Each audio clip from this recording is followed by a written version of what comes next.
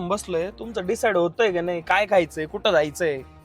नाही तर सरळ घरी झाला, घरी जाऊन जेवण करू. दादा मी फक्त चहा बिस्किट खाल्लंय. अरे मी तर ते पण नाही खाल्लंय.